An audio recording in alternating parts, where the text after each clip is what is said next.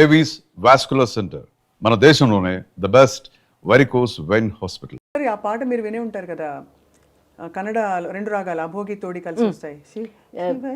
శివశక్తి శివశంకరి శివశంకరి నాలిగే తోరు శివనను చరిసద దేవరయ. వినరా? కాంపిటీషన్స్ లో పిల్లలు మీరు పాడేవారు? నేను పాడలేదు, పిల్లలు పాడుతున్నారు. అది విన్నా, దానికోసం మనం తయారవ్వాలి కదా, సో అప్పుడు విన్నాను. అంటే నేను నేర్చుకోలేదు. Very difficult song, very very difficult.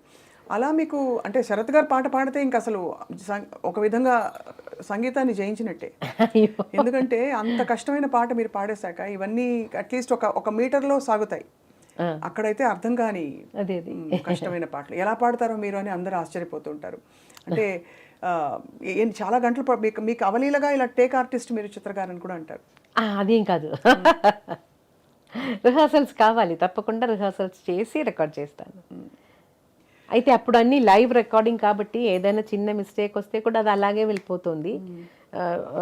కొన్ని రోజుల తర్వాత వాయిస్ మాత్రం మిక్స్ చేద్దామని ఒక ఆపర్చునిటీ వచ్చినప్పుడు ఏదైనా తప్పులు ఉంటే సార్ ఆ లైన్ మాత్రం నేను మళ్ళీ ఒకసారి పాడేస్తానని చెప్పేసాను. అయితే ఇళయరాజా గారు మాత్రం అదే ఒప్పుకోరు.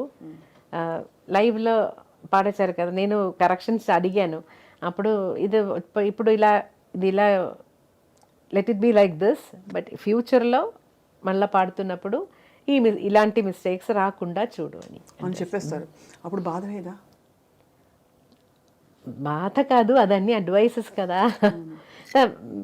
అయ్యో, అంటే బాధ అంటే బాధ అంటే మీరు అంత సాధించిన సింగర్గా అప్పుడు నేను అవును తప్పకుండా గురువు సమానులు చెప్తే అయ్యో నేను గురువు గారి ఎక్స్పెక్టేషన్ అందుకోలేదే అని ఒక బాధ ఉంటుంది కదా. అది ఉంటుంది.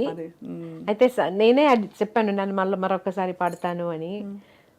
వదిలే ఇది ఇలాగే let it be like this, will do it next సాంగ్లో అలాగే చెప్పారు. తెలుగులో మీరు పాడిన చాలామంది సంగీత దర్శకులు, కీరవాణి గారు, వాళ్ళందరూ మిమ్మల్ని ఆల్మోస్ట్ ఒక సరస్వతీదేవిలాగా, అంటే అంత గొప్పగా మీ పాటని ఆదరిస్తారు, ఆరాధిస్తారు. కీరవాణి గారితో మీ అనుబంధం గురించి చెప్పండి చిత్ర గారు.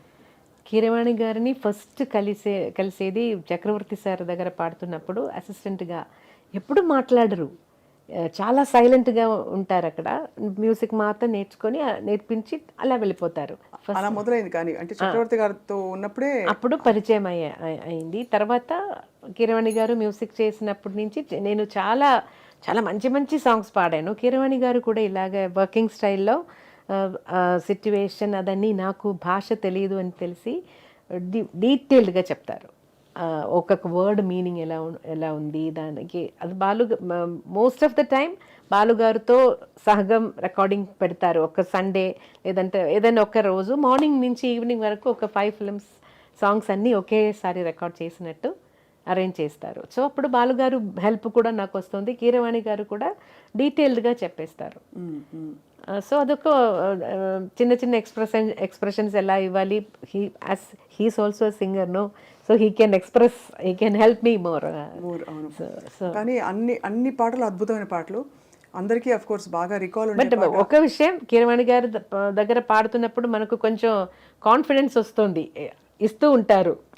Heal make us more and more comfortable. వేణువై వచ్చాను ఆ పాట నేను ఎప్పుడూ మర్చిపోలేను. ఎందుకంటే ఆ రోజే కీరవాణి గారు సన్యాసం దీక్ష స్వీకరించి వచ్చిన ఫస్ట్ రికార్డింగ్. అప్పుడు నిజంగానే భయం వేసింది. యూజువలీ కొంచెం ఫ్రీగా ఉంటాం కదా, ఆ రోజు he was totally in that సన్యాసి కాస్ట్యూమ్,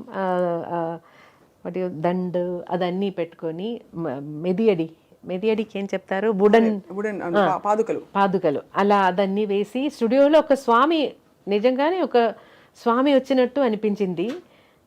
అప్పుడు చాలా టెన్షన్ వచ్చింది, ఎందుకో తెలియదు. ఆ అట్మాస్ఫియర్ మొత్తం సైలెంట్గా, ఒక డివైన్ అట్మాస్ఫియర్ అప్పుడు.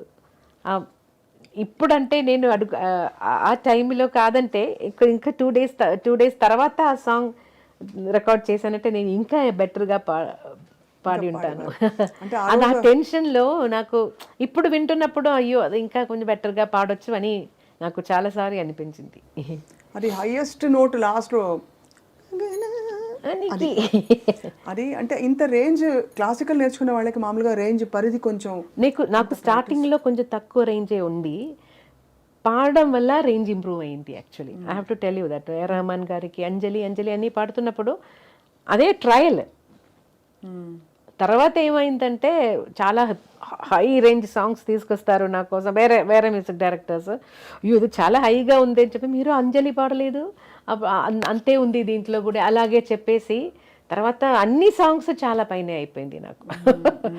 చాలా మంది సాంగ్స్ పైన రేంజ్లో పాడారు. అసలు మస్ట్ లిసన్ గ్రేటెస్ట్ హిట్స్ లిస్ట్లో మన కన్నానులే పాట వరల్డ్ లిస్ట్లో, ఇట్స్ నాట్ ఈవెన్ అంటే ఇండియా మాత్రం కాదు, ఆ వరల్డ్ లిస్ట్లో బాంబే సాంగ్ ఉంది అంటే గార్డియన్ వాళ్ళు వేసిన లిస్ట్. ఎలా అనిపిస్తుంది చిత్రమ్మకి? చాలా సంతోషం యాక్చువల్లీ.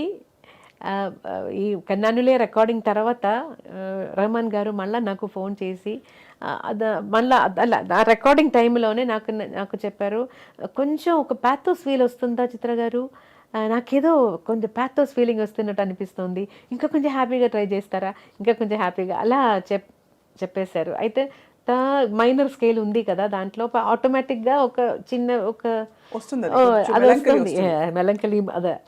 సో మ్యాక్సిమం నేను ట్రై చేశాను, హ్యాపీగా నవ్వుతూ పాడడానికి ట్రై చేశాను. అయితే అది అందరికీ నచ్చింది. దాంట్లో హిందీ వర్షన్లో కూడా 2 సాంగ్స్ నేనే పాడాను. తర్వాత రెహమాన్ గారు నాకు ఫోన్ చేసి చెప్పారు, వాళ్ళ ఆడియో కంపెనీ నుంచి అన్ని సౌత్ ఇండియన్ సింగర్స్ అయిపోయింది, సో ఒక్క పాట అయినా నార్త్ ఇండియన్ సింగర్స్ని కూడా ఇంక్లూడ్ చేయాలని. So he said I don't want to change కన్నానులే, సో ఉరికే చిలక ఆ సాంగ్ నేను మీ పర్మిషన్తో నేను ఇంకెవరికైనా ఇచ్చి. హరిహరన్ గారు, కవితా కృష్ణమూర్తి గారు. కవితా కృష్ణమూర్తి గారు అక్కడ నార్త్ ఇండియన్ సింగర్ కానీ మన తమిళ బాంబే కదా. అవును, అంటే వీళ్ళిద్దరు ప్రస్తావన తీసుకొచ్చాం. వీళ్ళిద్దరూ ప్రపంచ స్థాయికి, కీరవాణి గారు, ఏఆర్ రెహమాన్ గారు. ఇప్పుడు నాటు పాట golden globe, so we all are feeling so proud కదా. అంటే so unexpected. Of course Keeravani గారి పాటలు మనం రాగయుక్తంగా చూస్తే there are so many wonderful songs, but ఏదైనా ఒకటి ఆ పేరు పైకి వచ్చింది, అదే పైకి వచ్చింది. రైట్. భారతీయ సంగీతం నిజంగా ప్రపంచ పటంపై దూసుకెళ్ళిపోతుంది. ఇన్ని పాటలు వెస్టర్నర్స్ పాడగలుగుతారా? బికాస్ వెస్టర్న్ పాటలు మనం అన్ని పాడుతున్నాం. అలా చిత్ర గారు మీరు ఎప్పుడైనా వెస్టర్న్ ట్రై చేశారా? నాకు ఆ స్టైల్ ఎందుకో రాలేదు. అయితే ఈ మధ్య పిల్లలందరూ ఎంత ఈజీగా పాడుతున్నారు. యోడ్లింగ్ టోన్ అయితే సరే, ఏదైనా వెస్టర్న్ ఒక గాత్రం వేరే కదా, చాలా ఈజీగా పాడుతున్నారు. నేను అదే వాళ్ళందరూ ఈజీగా పాడుతున్నారు, నాకు ఎందుకు రాలేదు అని. అయితే అది ట్రై చేయలేదు. మేబీ ఆ ట్రైనింగ్ వెళ్తే నాకు వస్తుందో ఏమో.